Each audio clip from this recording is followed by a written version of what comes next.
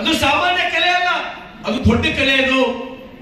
ಹಾಗಾಗಿ ಸಾಕಷ್ಟು ಜನ ನನ್ನಂಗೆ ಬಡತನದಿಂದ ಬಂದವರು, ಬಡವರು, ಇಲ್ಲಿ ಭಾರಿ ಶ್ರೀಮಂತರು ಯಾರು ಬರಲ್ಲ.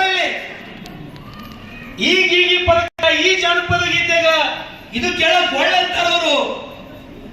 ಇಲ್ಲಿ ದೊಡ್ಡ ಶ್ರೀಮಂತರು ಯಾರು ಬರಲ್ಲ. ಇಲ್ಲಿ ನಮ್ಮಂತವರೇ ಮಧ್ಯಮ ವರ್ಗದವರು, ಬಡವರು ಈ ಕಲೆ ಉಳಿಸ್ಬೇಕು, ನಮ್ಮೊಳಗೆ ಅಭಿರುಚಿ ಅದ, ನಾವು ಹಾಡಬೇಕು, ನಾವು ಕುಣಿಬೇಕು ಅಂತ ಹೇಳಿ ನಾವೆಲ್ಲರೂ ಆಸೆ ಇಟ್ಕೊಂಡು ಬಂದಿವಿ. ಆದ್ರೆ ಒಂದು ಮಾತು ಹೇಳ್ತೀನಿ ತಾಯಂದ್ರೆ, ನಿಮಗ ನೀವು ಏನ್ ಮಾಡ್ತೀರಿ, ಆರಾಮೇ ಇರ್ತೀರಿ.